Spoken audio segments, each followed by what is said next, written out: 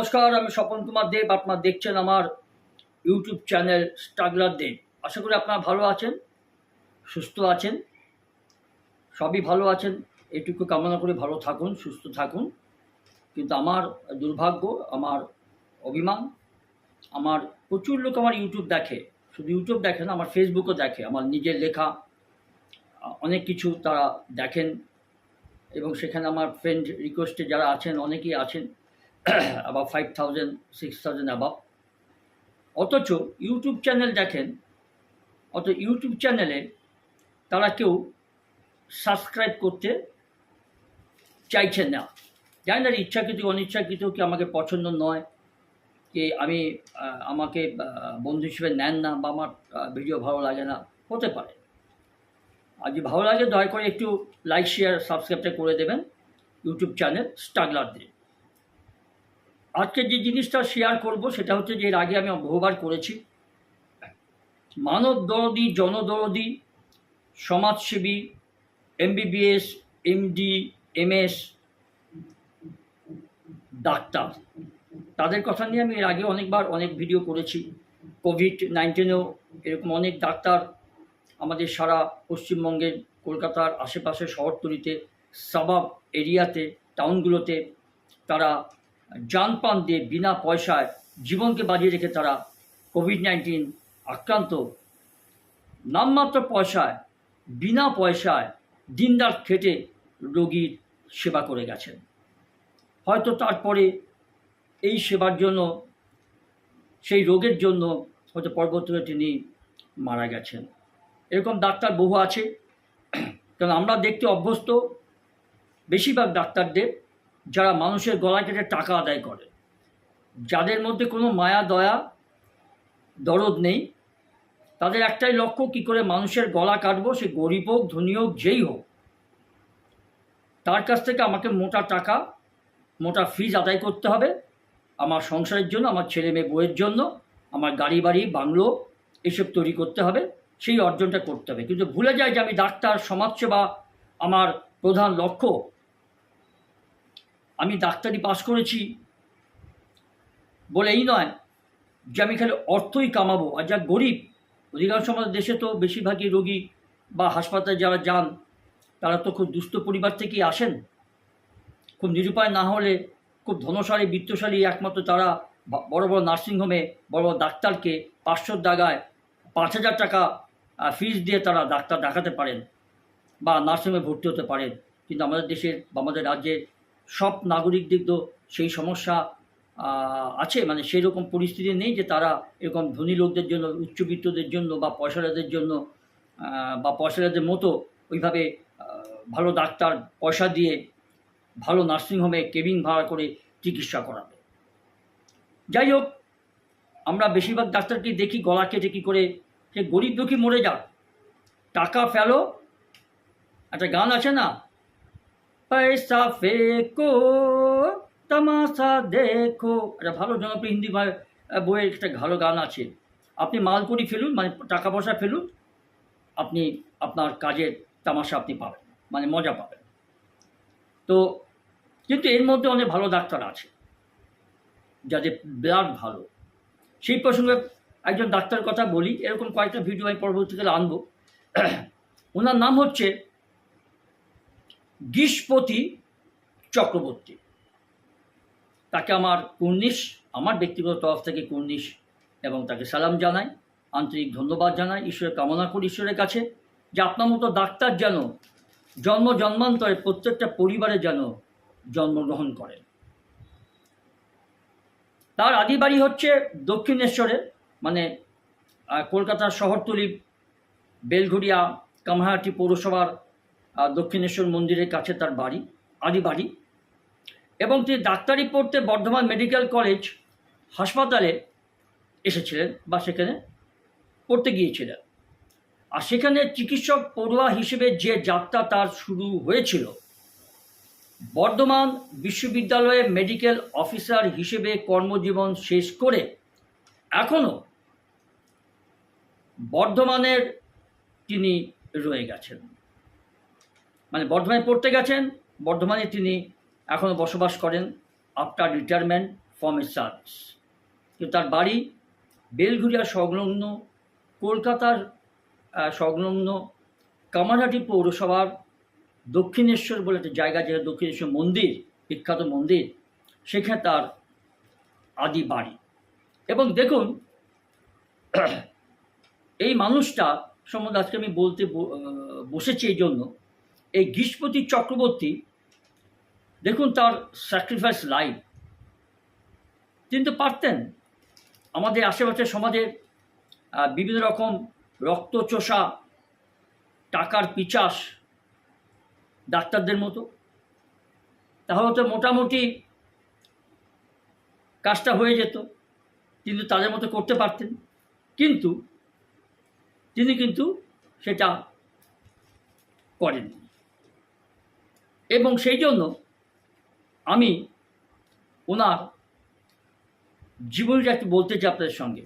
যেরকম মানুষের হয়ে আমি অনেক ভিডিও করেছি, তাই এনার ভিডিওটা আমি করছি। এই দেখুন যে উনি কিন্তু সেই বর্ধমানে তিনি রয়ে গেছেন।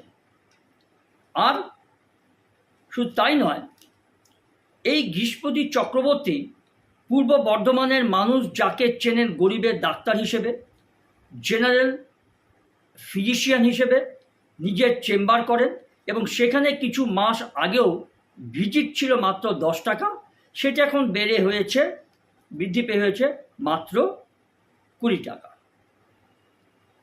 তো এইটা হচ্ছে বিষয়।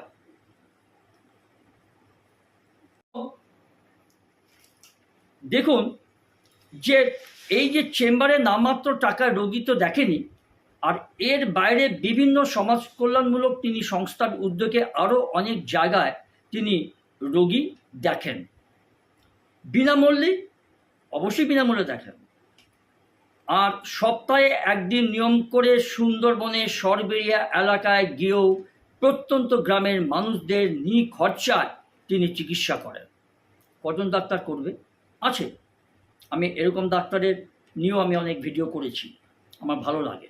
আপনারা সাবস্ক্রাইব করতে পারেন, না করতে পারেন, লাইক শেয়ার করতে পারেন, না করতে পারেন, কিন্তু আমি এইভাবে এইসব মানুষদের নিয়ে আমি আমার ইউটিউব চ্যানেল ভিডিও আমি করব, কারণ এইটা আমার তাদের প্রতি শ্রদ্ধার্ঘ্য। এই মানুষটা এই বয়সে প্রত্যন্ত গ্রাম সুন্দরবনে তিনি কষ্ট করে সপ্তাহে একদিন গিয়ে, সরবেরিয়া বলে একটি গ্রাম জায়গা, সেখানে গিয়ে তিনি পরিষেবা দেন গ্রাম্য মানুষদের একদম নিখরচায়, বিনা পয়সা। এই গীষ্পতি বাবুর কথায় যে চেম্বারে আমি ভিজিট না নিলে অনেকের আত্মসম্মান লাগে বলে আর বিনা পয়সায় দেখতে আসছেন, এমন একটা ভাবনায় কাজ করে বলে কারোর মধ্যে এই কাজটা করে, সেই জন্য আমি নামমাত্র 20 টাকা নিই। তবে এই ভিজিটের টাকার পুরোটাই সমাজের এক প্রান্তিক মানুষদের জন্য আমি এই 20 টাকা ভিজিট করে যে রোজগারটা করি, সেই টাকাটা আমি মানুষের জনসভায় খরচা করি, প্রান্তিক মানুষদের জন্য, দুস্থ মানুষদের জন্য। তার কথায় এই সমাজের মানুষের করের টাকায় আমি সরকারি মেডিকেল কলেজে পড়াশোনা করতে পেরেছি। দেখুন এই স্বীকারোক্তিটা কজন ডাক্তার বা কজন ভদ্র মানুষ, প্রতিষ্ঠিত মানুষ করে বলুন তো? ইনি করেছেন। আমি এরকম আরও ভিডিও দেব, আরও ভালো ভালো ডাক্তারের ভিডিও দেবো যারা সমাজসেবায় রত, বিনা পয়সায় চিকিৎসা করেন, যারা পয়সা নেই ওষুধ কেনার মতো, তাদেরকে নিজের পকেট থেকে নিয়ে তারা পয়সা দেন। এমন কি বিভিন্ন রকম ন্যাচারাল ক্যালামিটি, মানে প্রাকৃতিক দুর্যোগেও তিনি সেই সব দুর্গত মানুষদের পাশে দাঁড়িয়ে বিনা পয়সায় চিকিৎসা করে গেছে। এরকম ডাক্তার নিয়ে আমি অনেক ভিডিও 2-4টা আমি করবো পরবর্তীকালে।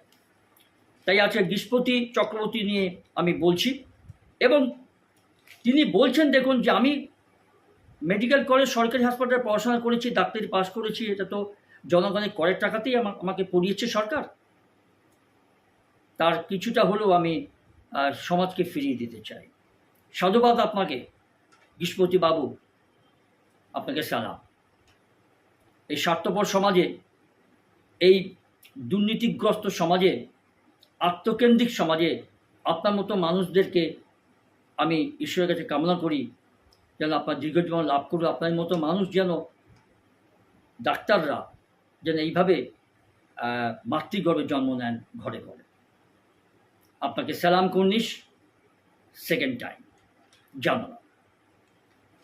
এবং এটা তাদের অধিকারের মধ্যে পড়ে, যেহেতু আমি সরকারি সরকারি মেডিকেল কলেজ থেকে ডাক্তারি পড়েছি, সে জনগণের টাকায় আমাকে সরকার পড়িয়েছে। সেই জন্য আমি সেই প্রতিদানটা আমি সেই প্রত্যন্ত মানুষদেরকে আমি বিনা পয়সায় চিকিৎসা করে আমি সেটা ফিরিয়ে দিতে চাই। আমি চাকরি করেছি, এখন পেনশন পাই, তাহলে কেন টাকা নেব? দেখুন, এটা তার উক্তি, এটা তার চিন্তা, এটা তার ভাবনা। দেখুন, চিকিৎসা মানেই যেন নিজের দামি ফ্ল্যাট গাড়ি থাকবে এমন ধারণা আজকালকার সমাজের। আগেও আমি বললাম এই ভিডিওটা করার আগে, অধিকাংশ ডাক্তারের গাড়ি বাড়ি প্রাসাদ নেই, আপনি দেখতে পাবেন। তাদের লক্ষ্যটাই তাই, মানুষ মেরে ঘটি বাড়ি বিক্রি করে চিকিৎসা করুক, টাকা ফেলো, চিকিৎসা নাও, নয়তো চলে যাও, মরো। আর ইনি বলছেন যে তাই, এটাই মানুষের ধারণা, আমারও ব্যক্তিগত ধারণা তাই, এবং আই হ্যাভ সিন মাই আইস। কিন্তু গীতস্পতির এই যে গীষ্পতি বাবুর, সে সবের কোনো বালায় নেই। স্ত্রী রীতা চক্রবর্তী কিন্তু বর্ধমান টিকরহাটের বাড়িতে থাকেন। তিনি নিজের বাড়ির সব কাজ নিজে সামলান। ছেলে গৌরব ইঞ্জিনিয়ারিং পাস করেছেন, তিনি কর্মরত। বর্ধমানের বাবুরবাগের শহীদ শিবশঙ্কর সেবা সমিতিতে তিনি নিয়মিত বিনামূল্যে রোগী দেখেন। এই গীষ্পতি চক্রবর্তী বাবু, ডাক্তার গীষ্পতি চক্রবর্তী। এবং এছাড়াও বিভিন্ন গ্রামীণ স্বাস্থ্য শিবিরে তিনি নিয়মিত অংশগ্রহণ করে থাকেন। বাহ, এভাবেই তিনি হয়ে উঠেছেন গরিবের ডাক্তার। বর্ধমানের উত্তর ফটকের বাসিন্দা সোমনাথ নস্কর বলে একজন বাসিন্দা, তিনি বলছেন, আমার 12 বছরের নাতির শরীর খারাপ হয়েছিল, বারবার গিয়েছি ওনার কাছে, কোনো বিরক্তি তিনি বোধ করেননি।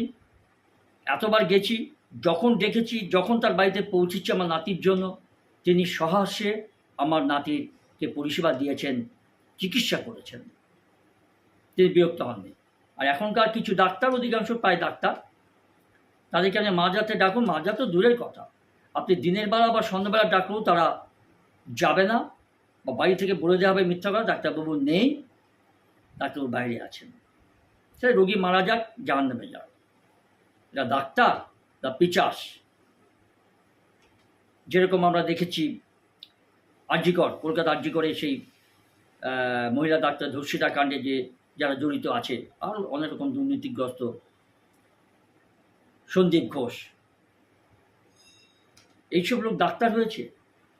একজন অ্যান্টি সোশ্যাল আরজিকরের অধ্যক্ষ ছিলেন, আর তাকে মাথায় চুরি ওরকম পদে বসিয়েছিলেন পূর্বতন তৃণমূল কংগ্রেস সরকার বা সেই তার মহিলা মুখ্যমন্ত্রী।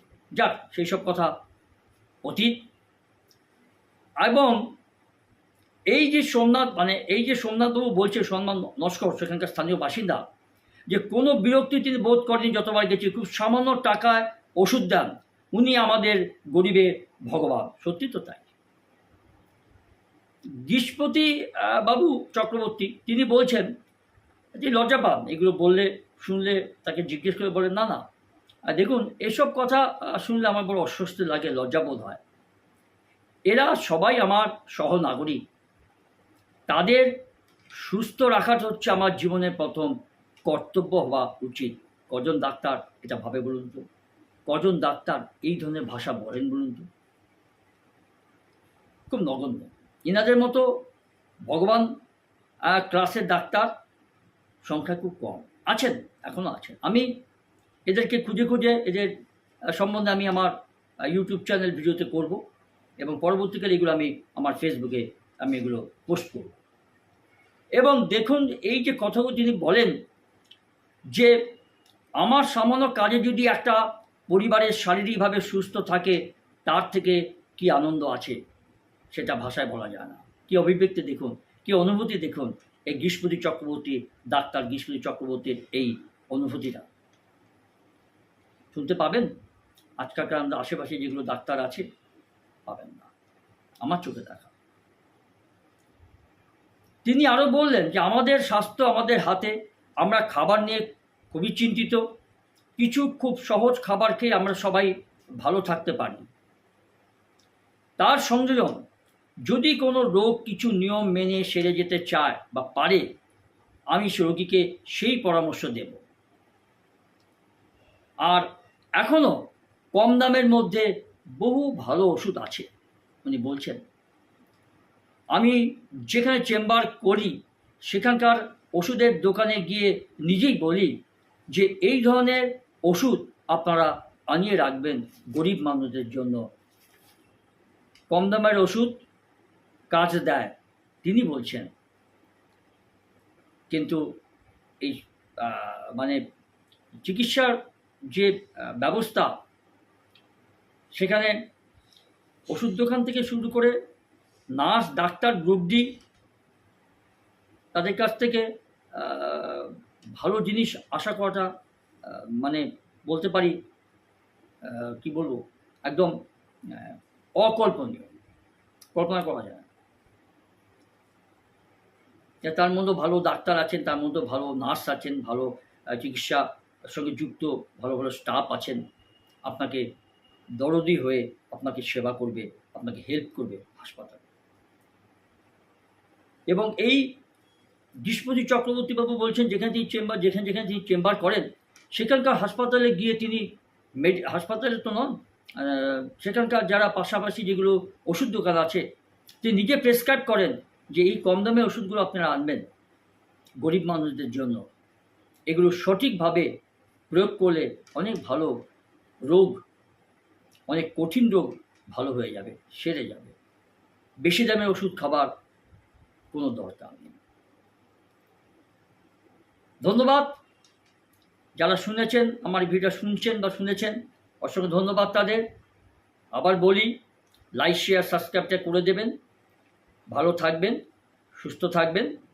আজ এই পর্যন্ত।